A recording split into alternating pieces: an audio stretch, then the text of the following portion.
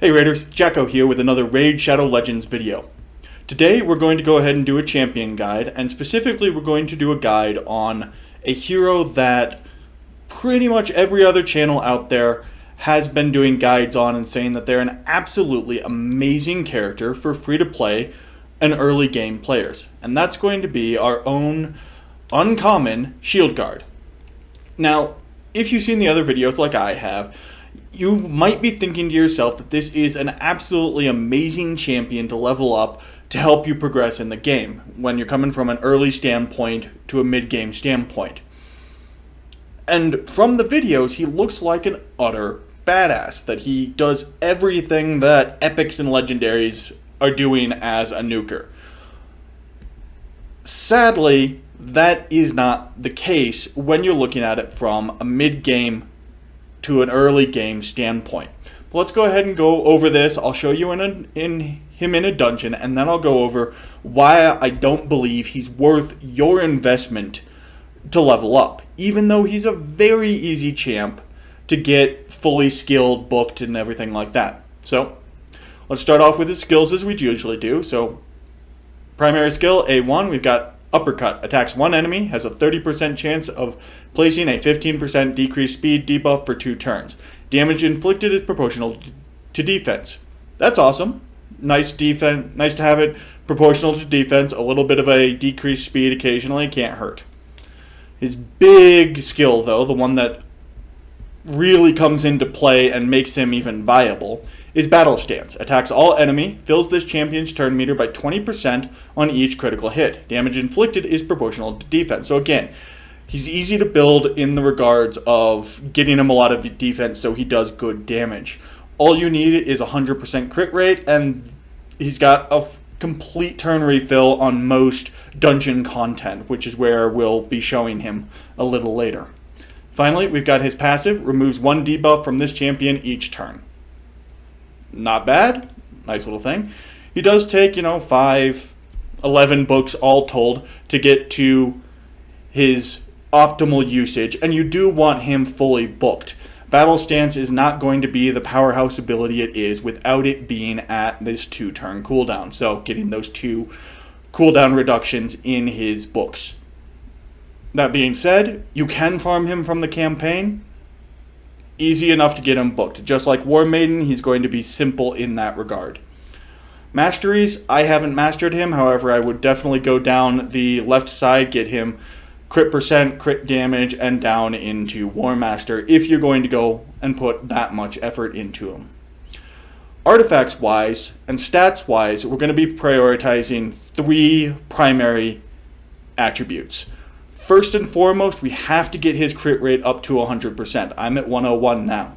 Perfect. That way, when he does Battle Stance, he gets every hit he lands gets a turn meter increase. It's perfect for him. Second up, we're going to want to increase his defense. My defense is a little low here, in all honesty. I'm not happy with that, but it's what I've got, in all honesty. Even using defense percent chest plate, I've got defense ring here and everything. Third off is speed.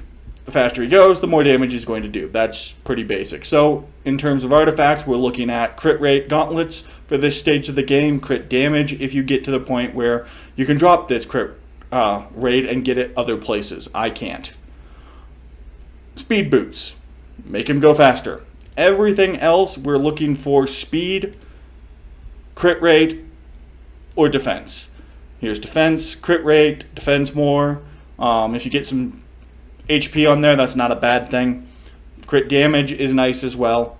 But you're really prioritizing getting the crit rate up to 100, then getting his speed and his defense as high as they'll go.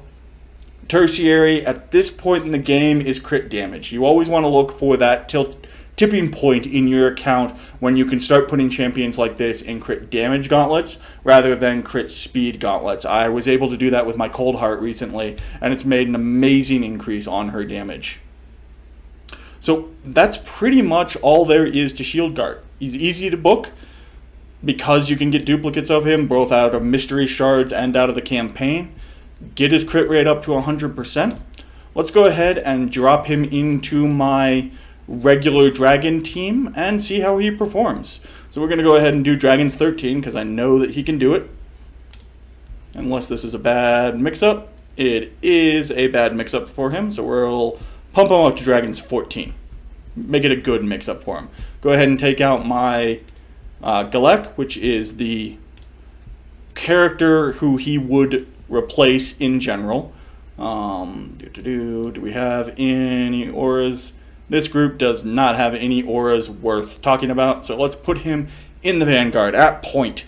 Let's see how he does. So, yes, I know, I've got no aura skills. How terrible of me. What can you say? Now, I know that in comparison, the proof is in the plunder. Sadly, I don't have my Galek at level 50 with no masteries anymore.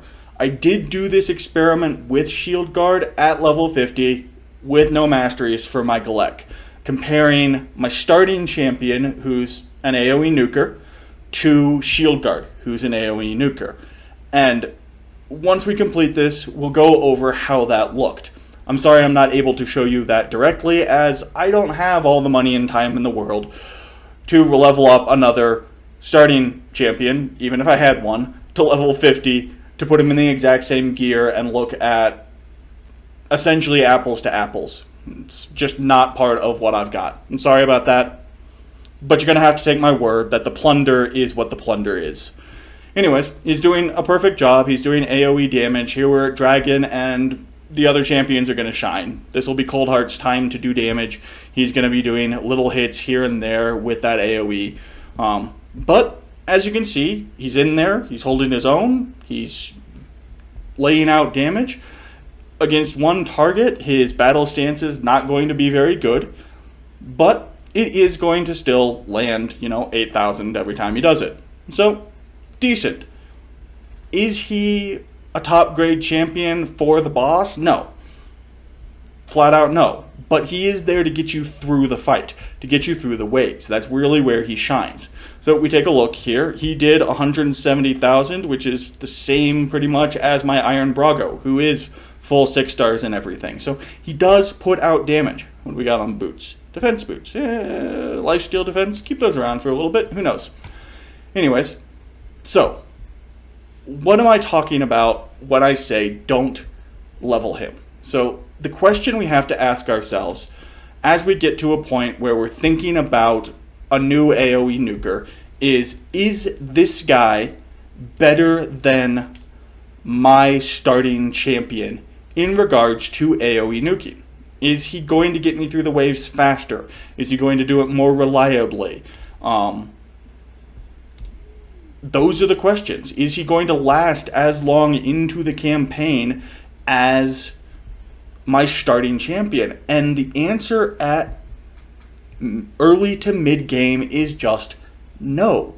Shieldguard can put out a massive amount of damage in god tier gear at end game, fully ascended, fully leveled, but it's going to be the same massive amount of damage, terrifying amount of damage as your starting champ.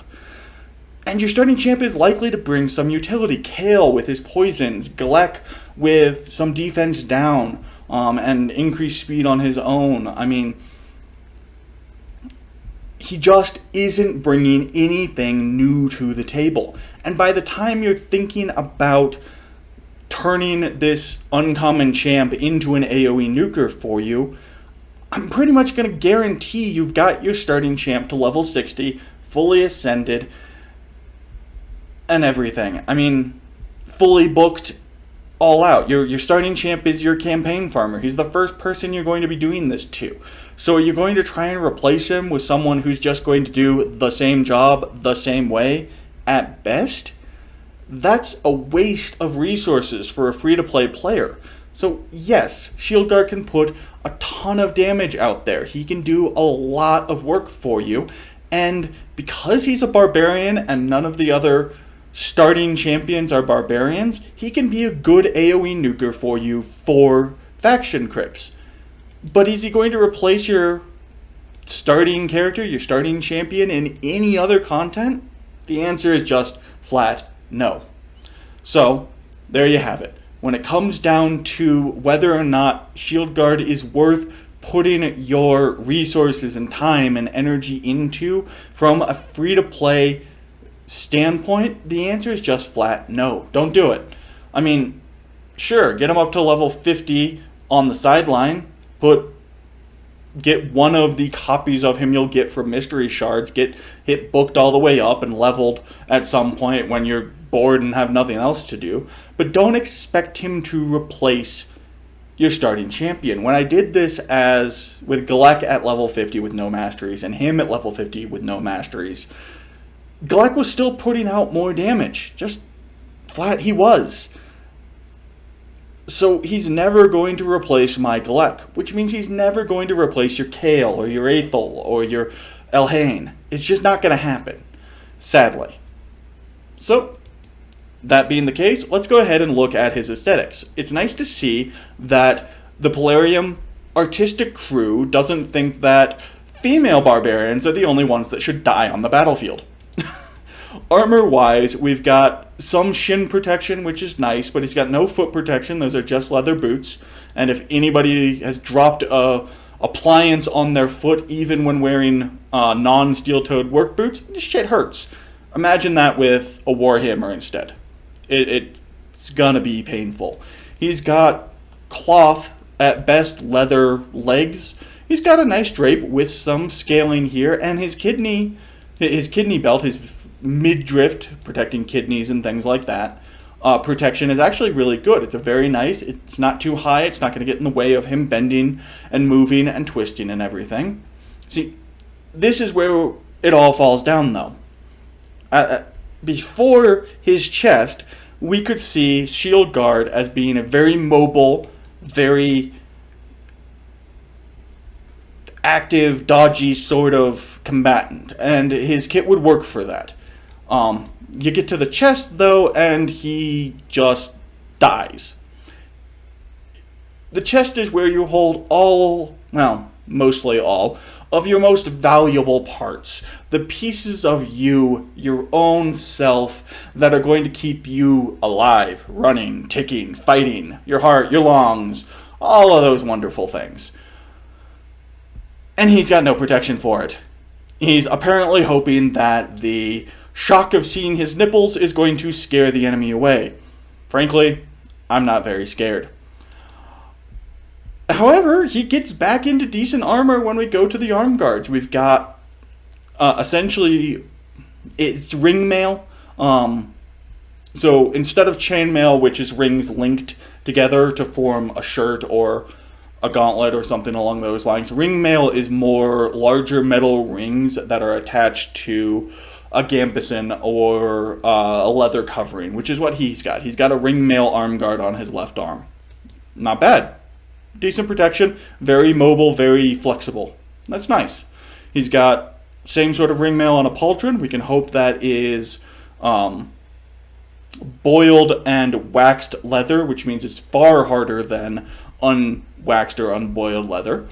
He's even got some protection down the arm with some scale mail there.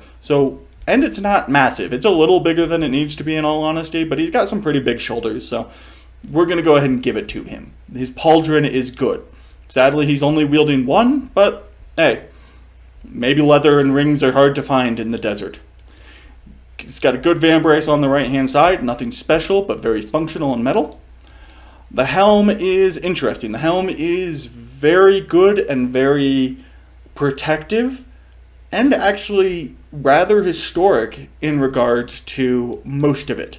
Then you get to the horns. The horns are a fantasy affectation that is just bad. There's nothing that those horns are going to do for him in a combat. There's plenty that they're going to do against him in a combat. Given their positioning, they're going to jab into him at all sorts of times. They're going to restrict his head motion when he tries to move him from side to side. It's just bad. The point off the top, I don't like it, but there are a lot of helms that have decorations like that on the top, and he'll probably learn, or has learned, to work around it in the combat. So outside of the horns, the helm is really good. And coming down to overall aesthetic for his armor, Because of the lack of chest, we're going to degrade him and give him a 3 gourd. On his armor, we just did armor, come on. Keep it together, Jacko. He may not be good, but he's at least worthy of your attention. On his weapons, we've got a basic round shield. It's got some nice decoration. It's got some faded paint on it, which is really normal. The shape of it, I would have expected it to be a center grip round, so holding it like that with the shield out here. He's got it held in a strapped round style, so a handle in your hand and then a strap across the forearm to hold it. Not a bad way to go. It's what a lot of heater shields and a lot of tower shields, the bigger shields, are utilized. And it's less cumbersome, less strenuous on the arm, because your arm can naturally kind of hang off your shoulder a little bit until you need to move it. Whereas with a center grip, you really have to activate those muscles to get it in a place that it's useful. So all in all, his shield is really good. I'm impressed with it. It's going to be nice and functional. It's got some metal around the edges, so it's not going to come apart. It's not going to split as easily with a heavy blow. And he's got a metal centerpiece, so he can punch block with it if he so chooses. Very nice. His axe is, as axes are, very utilitarian. It's got some nice, looks like knotwork and things like that. I would probably place it kind of Nordic. Working into the blade here, though it's hard to see. I'm not sure what's up with the rings or maybe those are chips. They're chips. Okay, so it's well used. We'll call those chips in the blade, so it's well used. It's got a counterbalance to make it easier to wield one-handed, which is good because it's a little long to wield one-handed. Though he does have some weight, additional weight up here, which is going to make it harder to wield, but hit harder. So it's a give and take with a one-handed axe, whether or not you want it to be easier for you to continuously use for quite a while, or whether or not you want it to be a one-hit wonder and hope that one hit is all you need in a fight. All in all, his weapons are utilitarian. They're very good. They're very useful. So even though they're not pretty and decorational, we're going to go ahead and give Shieldguard's weaponry a 4 gourd. Badassery. What can we really say about it? I mean, he's probably going to be running around the battlefield at top notch given how little armor he's in. He's going to be initially scary when he screams at the top of his lungs and charges at you. But the fact that he's got no protection for his most vital organs, except for his brain, means that all you need to do is land one solid blow, and he's going down. Even into his legs, a solid blow into the thighs here, and you're going to cripple him. A solid blow into the chest, and you're going to kill him. So, after the initial startle reaction that he's going to give you, being fast and being fearsome looking, when you engage your brain, when you think about your opponent, he's going to have very little fear value for his opponents. He's not going to be scary to them. So for Badassitude, we're going to go ahead and pull him down a little bit more and give Shieldguard an overall Badassitude of 2 gourds. So overall aesthetic, he's your very typical everyday barbarian build. Works for Conan. I don't think it works for Shieldguard, honestly. He's just not terrifying enough to really make that kind of aesthetic work in a battlefield setting. So overall, in my opinion, Shieldguard is only going to get a 3 gourd. So there you have it. There is Shieldguard for you.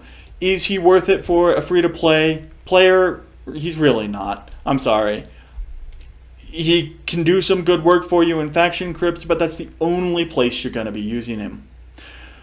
Have your own opinion on Shieldguard? Think that I'm a fool and that he's way better than I'm giving him credit for? Please let me know in the comments below. Also, if you have any aesthetic review requests for any legendary or epic champions that you want to see sometime on the channel, please put those in the comments below. I've been having great fun doing those for my subscribers. They're a blast.